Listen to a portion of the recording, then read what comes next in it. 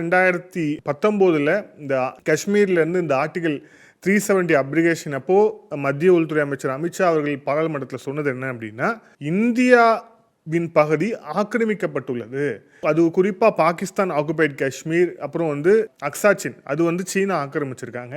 So இந்த பகுதி எல்லாத்தையுமே இந்தியா மீட்டெடுக்கும் அப்படின்னு ஒரு பாராளுமன்றத்தை சொல்லியிருந்தார்.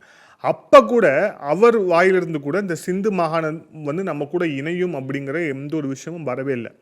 ஆனால் இப்போ நம்மளுடைய பாதுகாப்புத்துறை அமைச்சர் வாயிலிருந்து இது வந்திருக்கு அப்படின்னா, சிந்து மாகாணத்திற்குள்ள நிலவக்கூடிய பிரச்சனை அப்படிங்கிறது, அதே மாதிரி இந்த சிந்து மாகாணத்தை வைத்து இந்த ஆசிய கண்டத்தில் மிகப்பெரிய ஒரு ஜியோ பொலிட்டிக்கல் மூவ் இந்தியா செய்ய இருக்கு.